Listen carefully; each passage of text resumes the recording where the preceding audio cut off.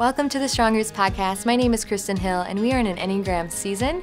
And what the Enneagram is, it's a really popular personality test. And what we want to do throughout this season is to show you how uniquely you are made in God's image through each personality type that they lay out. So get ready to learn more about yourself and others through this podcast. Welcome back to the Strong Roots Podcast. We are in the middle of the Enneagram season, and I'm here with Rick Hill, my father-in-law, and we are interviewing a type 5, which is the investigator. And for those of you who don't really know what that personality type is, the way that they are described is 5s are private, self-reliant, and analytical people. They gather information and knowledge before committing to almost anything, including relationships. Rick, would you say that's true about you? Yeah, that's a pretty good description. Yes. Are you ready for me to ask you some questions? I'm ready. Yay. And thank you. I just want you to know, a typical 5, it was really hard to get someone to do this, and he is being so wonderful by doing this for me. So thank you again. This is so great. And he is one of the most godly men I know. So I was glad to have an excuse to get you on here. So. I didn't want to do it. Yes. So thank you. So I'm going to ask you the first question, okay? Okay. So what do you wish people knew about 5s? And do you feel like there are any misconceptions? Well, I saw a statement once that said 5s don't depend on social validation. And that's really true. You know, I don't do social media because I don't care. And I don't care what people think about me too much, you know. Yeah. So clothing isn't a big deal because who cares? The social interaction is exhausting. On the other hand, a 5 has a great need to think of themselves as capable and competent. And so that means taking criticism is really hard because criticism means I'm not capable and competent. And so that's hard. And then fear of rejection makes it hard to initiate a new conversation or relationship. And I'm close with Jesus. I'm close with my family. That's enough. I'm fine being by myself. So. Yeah, because it's interesting how you said 5s most likely don't like to be around people, but you love being around your family. Well, yeah, because I know them well. I don't worry about rejection or making mistakes. And so, yeah, I do love being around family. Does it take you a long time to form relationships in your life that are outside of family? Yes. I think back when I was single, I had some close friends. And we hung out a lot. So I knew them. They were like family. Yes. But once I got married, there's not time to be that close to anyone besides family. And so if you're not that close to someone, well, then it's an awkward social interaction. But if you're really close to someone, then great. I love hanging out with people I'm really close to. There's just not time to be close to anyone for 5 other than family. So why do you not like awkward social interactions? What makes it icky? Oh, because I don't know what to say. I don't know what topic to talk about. Yes. Do you kind of go off other people's leads then? So you have to be in awkward social situations. You can't avoid them, right? Right. So what do you naturally do in those situations? Listen. I'm just quiet, and I don't initiate the conversations, and so I feel awkward in a group conversation because I'm just kind of standing there, it's people talking, and I walk up to the group and I stand there and listen and look around, and it's like, oh boy, yeah, do I belong here? But you are so smart, you're so wise, and you have such great things to say. And sometimes I see you will speak out once in a while. Why do you speak out? What is the motivation to speak out when you do speak out in those group situations? Oh, that's a good question. Which means I don't know the answer to it. Is it perhaps you have the right answer, you feel like? Yeah, 5 has, I want to feel capable, competent if I know the answer, but I'm not going to express an opinion unless I'm really, really strong on it. If it's just like, well, I think this way, but I'm not really strong on it, that's not a valid thing to express. So I have to ask this, and it's totally a sidebar, but okay, being the investigator and following Jesus, I feel like that had to have been a huge step, because following Jesus, it is logical. There is historical facts, like he did live, but there's faith in following him. How did you make that leap? Like how did a 5 follow Jesus? Oh, that it takes a miracle. And so, yeah, I first heard about Jesus when I was 16. I went to a Christian camp and heard these people up on stage. They had such joy, and I said, I want that joy. And they say it's Jesus, and I go, wow, I want to believe in Jesus, but it's not scientific. I don't, how can you make yourself believe something you don't believe in? And over the next 5 years, on occasion, people would witness to me, and I'd hear Christians and the same reaction. But you can't make yourself believe. But one time I went to a Billy Graham crusade, and afterwards I started getting Bible studies in the mail, and I'd go through them, and eventually I realized I believe that. I have faith. And it's just a miracle of God that he gave me faith, because it doesn't make any sense to me. And with that, I think certain parts of my personality changed. Love and joy and hope were not parts of my personality. And those came through Jesus Christ. And that's the miracle that I cling to, because it's not part of my personality.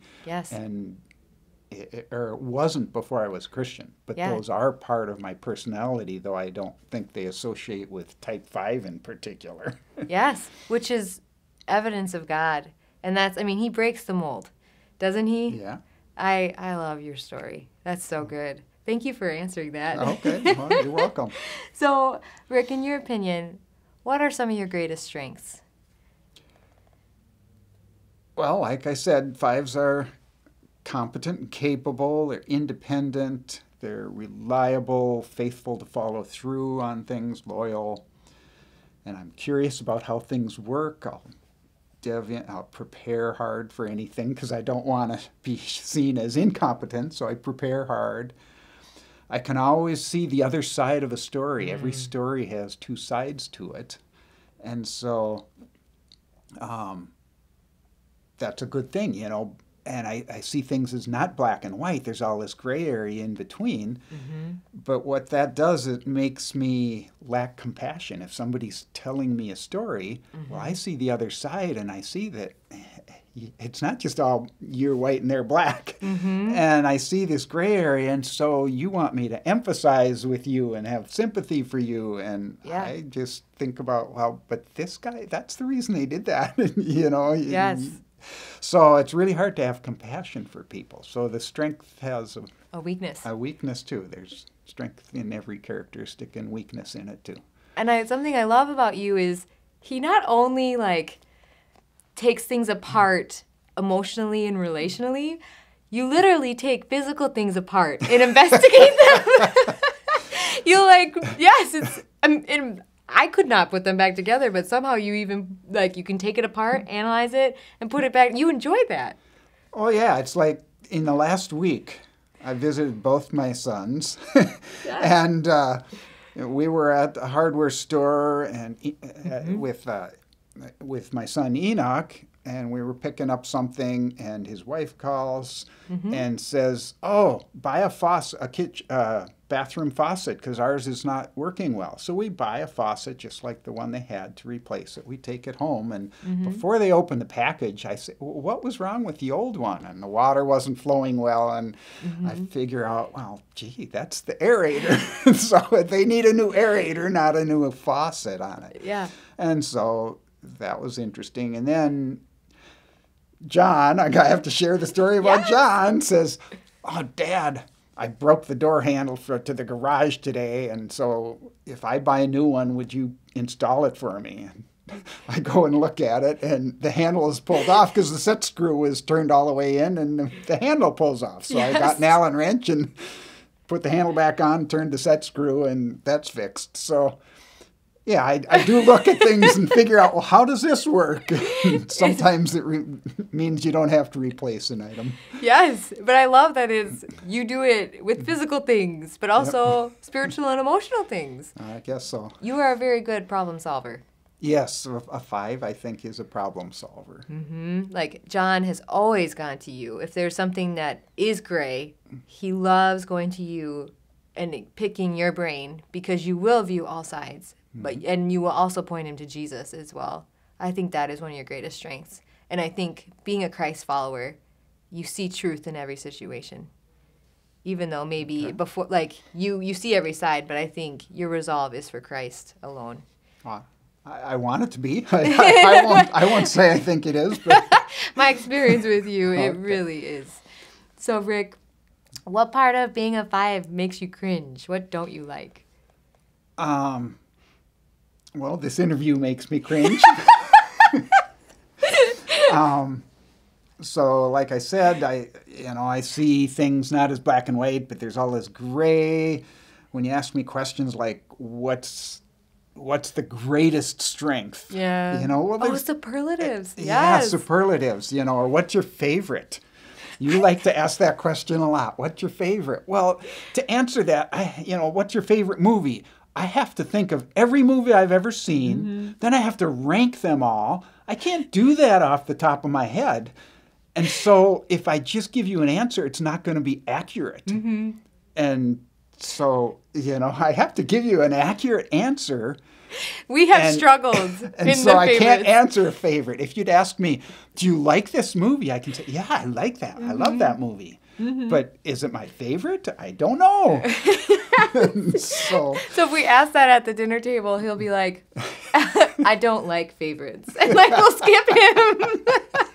So that's how we operate now. Yeah, I don't do favorites. Yes.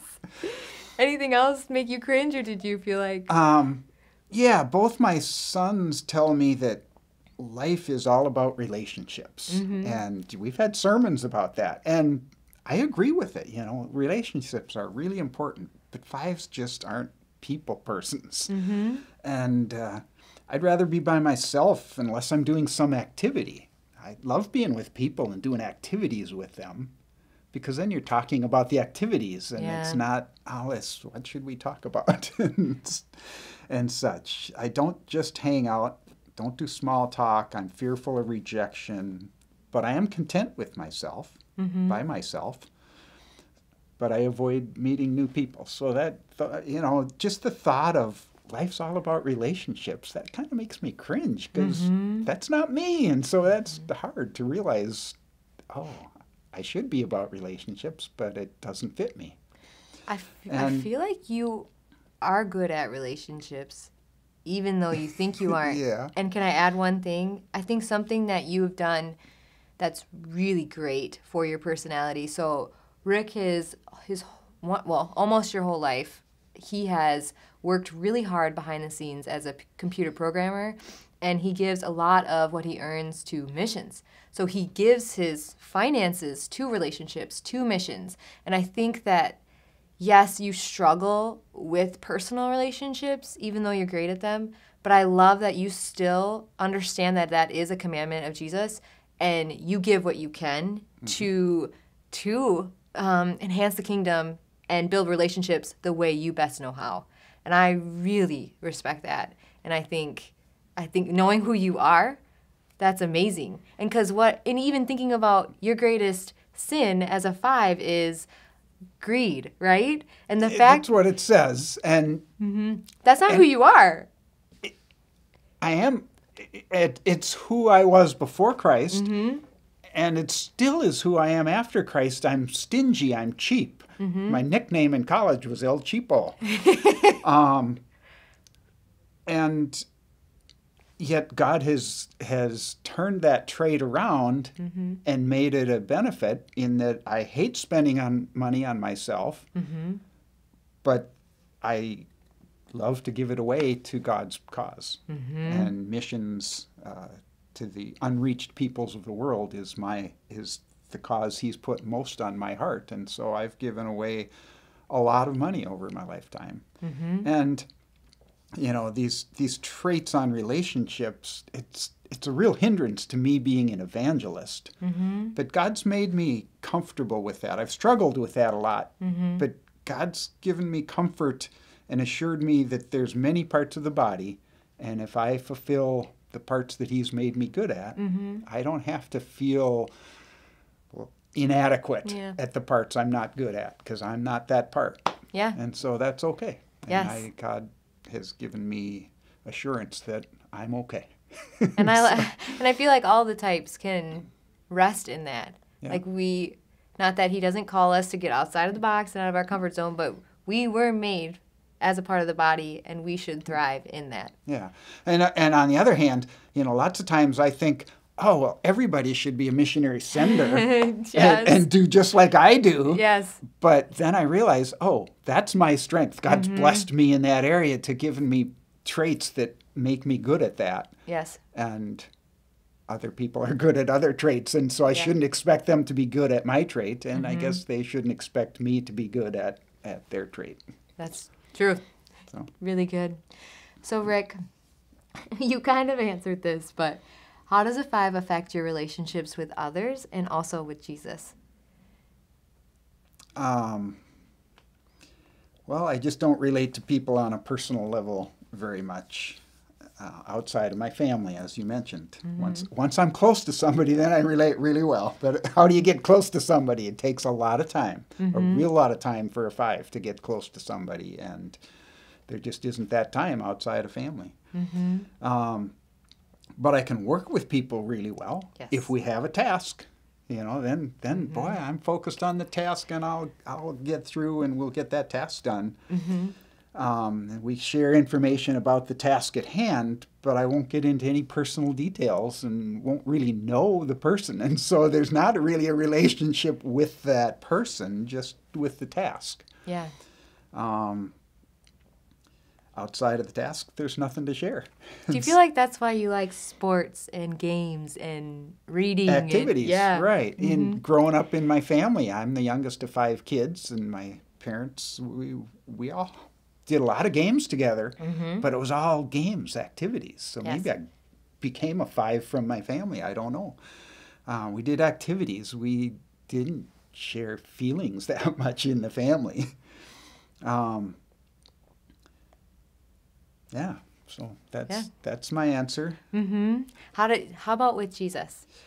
Well, with Jesus, I don't have a fear of rejection. That's good. And I don't need to do small talk with him. And so I get along fine with him. Do you feel like, I guess my thoughts are, you describing you, do you ever struggle relying on him because you're so self-sufficient and because a lot of, you are a very capable man? Is that something you have to strive to do, is like, okay, I'm going to choose to be relying on God, or does that come naturally? No, it's not natural to turn to Jesus. I should worry less. If we're going on a trip, I got to plan out all the details of the trip. It's obsessively before we go on the trip, because otherwise I might waste some time on the trip, which you're paying all this money to go on the trip, and if you waste time, you're wasting money, and so that's terrible. Yeah. And so I prepare too much for trips, but I should just rely on Jesus more, perhaps, on that. And so, I tend to rely on myself and maybe not just trust that Jesus will bring me through. Yeah. So this interview podcast thing, I worried a lot about it. I should have trusted Jesus, because you're pretty easy to talk to. I'm so glad I just asked you just a day ago. It didn't cause more stress. Yeah. Aw. So we only have one question left, okay? So what traits of a 5 do you easily agree with, and any you don't agree with?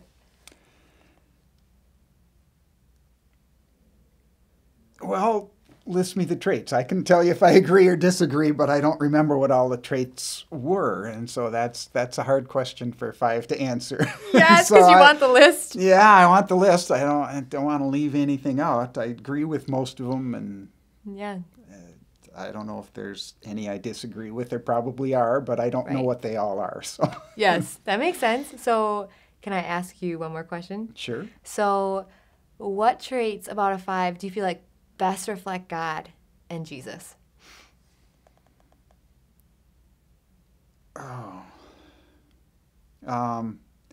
Perhaps reliability and faithfulness.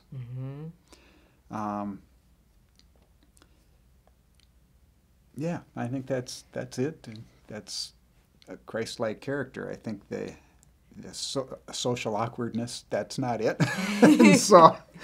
So I'd say the reliability. And You are can so count. dependable. If you say yes, your word means yes. And I also think your resolve is very strong as well. Like your convictions are strong. I would say that reminds me of Jesus. Okay.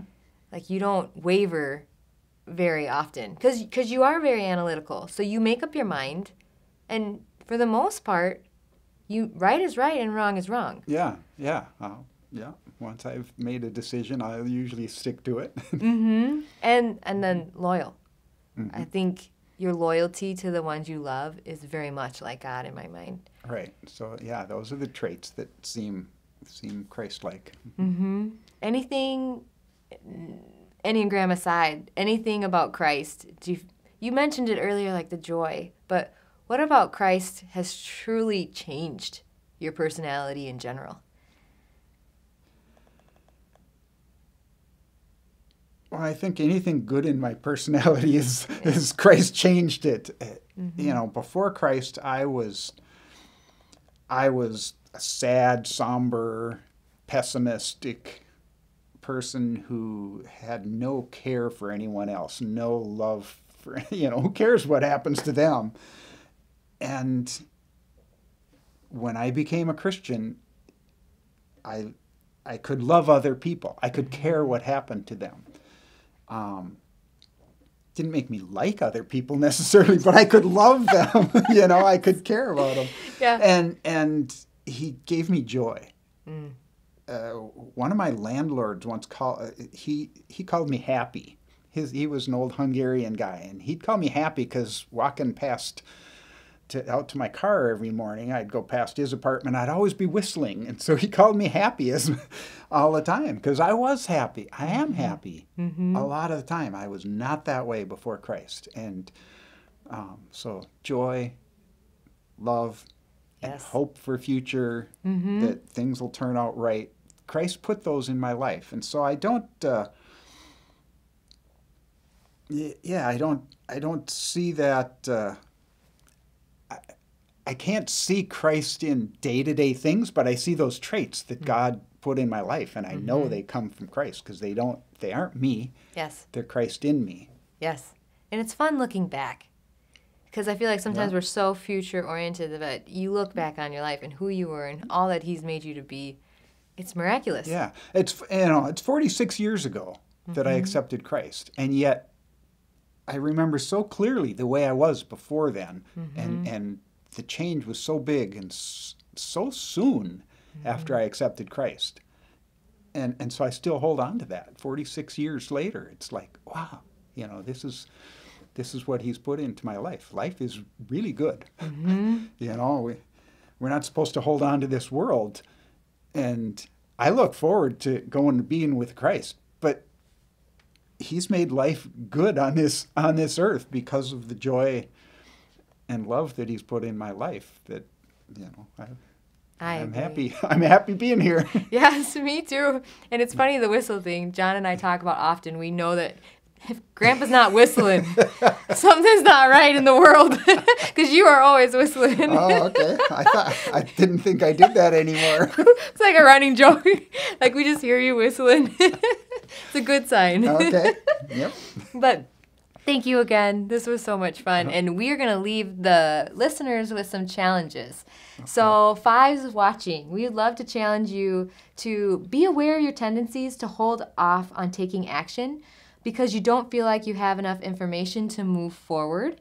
If God's calling you to do it, you need to do it.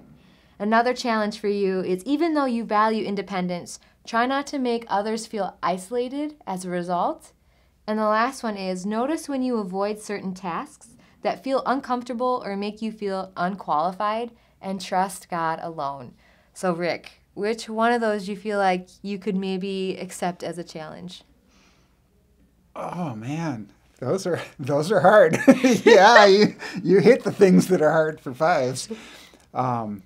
Maybe I'll go with the tasks that I'm not comfortable with, and I'll try a task like an interview or something like that I'm not comfortable with. You checked it off already. Yeah, there, I'm done with that one. Yes, that's a good, yes.